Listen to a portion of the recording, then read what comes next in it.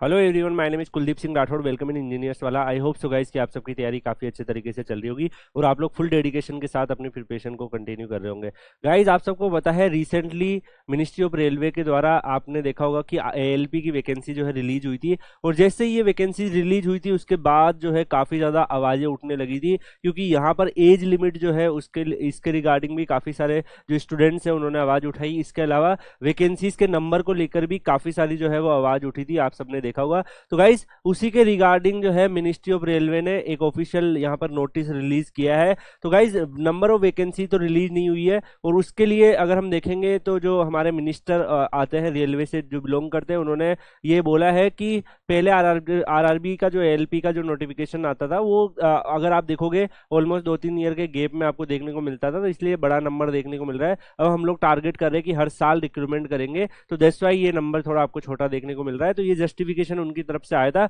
और age limit को लेकर काफी बड़ा कंसर्न था, क्योंकि कई सारे जो बच्चे हैं वो कोविड 19 में जो ये वैकेंसीज नहीं आई थी उसकी वजह से एज लिमिट जो है उनका क्रॉस हो गया था। तो उसके रिगार्डिंग यहाँ पर थोड़ा सा आरआरबी, अगर आप देखोगे रेलवे रिक्रूटमेंट बोर्ड और मिनिस्ट्री ऑफ रेलवे जो है इन्होंने यहाँ पर आपको थोड़ा सा रिलैक्शन दे दिया है। यहाँ पर अगर आप देखेंगे जो ऑफिशियल नोटिफिकेशन आया था उसमें इन्होंने क्लियरली मेंशन कर रखा था कि जो अपर एज लिमिट जो मेंशन थी नोटिफिकेशंस में, जो रिक्वायरमेंट पोस्ट निकली थी असिस्टेंट लोको पायलट की, जो नोटिफिकेशंस आया था उसमें जो एज लिमिट थी उसको बढ़ाकर अब 18 से 33 ईयर कर दिया गया है। मतलब 3 ईयर जो है उसमें और एक्स्ट्रा एज रिलैक्शन आप लोगों को यहाँ पर प्रोवाइड कर दिया गया है। यानी कि अब जो एज लिमिट होगी वो 18 से 33 के बीच वाले बच्चे इस फॉर्म को फिल कर सकते हैं। यहाँ पर अगर आप देखोगे गाइस, तो आपका एज लिमिट जो है जनरल और ईडब्ल्यूएस के कैटेगरी से देखोगे तो जो अपर लिमिट है आपकी डेट ऑफ बर्थ की वो 27/1991 आपको देखने को मिल रही है। ओबीसी में अगर आप देखेंगे तो यहाँ पर 27/1998 आपको देखने को मिल रही है, और एससी एसटी में 27/1986 आपको देखने को मिल रही है।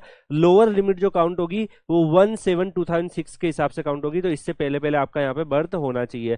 गाइज, इसके हिसाब से अगर आप देखोगे जो एज रिलेक्शन है, अगर हम देखेंगे वो he see will get the maximum among the reflection. तो अगर वो एक से ज्यादा ग्राउंड में अगर काउंट हो रहा है तो उस केस में फिर उसको एक ही से कंसिडर करके दिया जाएगा। यहाँ पर अगर हम देखें तो ये ऑफिशियल नोटिस आ दिया है, इन्होंने रिलीज कर दिया है। मतलब ये एक अच्छी चीज है गाइज कि आरआरबी ने एटलीस्ट जो एज लिमिट वाला जो क्राइटेरिया है उसको सुना और उसके लिए उन्होंने ऑफिशियल नोटिस भी दिया है। तो मतलब अगर आप लोगों ने अभी भी, अगर आपकी एज जो है 30 से 33 के बीच में है और आप पहले इस फॉर्म को अगर फिल नहीं कर पा रहे थे, तो अब आप इस फॉर्म को फिल कर सकते हैं, क्योंकि अब आपके पास ये चांसेस है, इन्होंने ओपन कर दिया है, तो आप लोग अब भी इस फॉर्म को फिल कर पाएंगे। और गाइज, मेरे अकॉर्डिंग अच्छी अपॉर्चुनिटी है। और अगर जैसा कि बोला गया है मिनिस्ट्री ऑफ रेलवे के द्वारा कि अगर हम लोग रिक्रूटमेंट जो है हर साल करेंगे, तो गाइज इस हिसाब से अगर हम देखें तो वैकेंसीज का नंबर भी ठीक है। प्रीवियस जो रिक्रूटमेंट हुए थे वो डेफिनेटली उससे तो कम ही है, लेकिन अगर ये एक अच्छा स्टेप हो जाए कि हर साल रिक्रूटमेंट अगर होने लगे, तो डेफिनेटली गाइज काफी सारे बच्चों का कैरियर बन पाएगा। और कई सारे बच्चे जो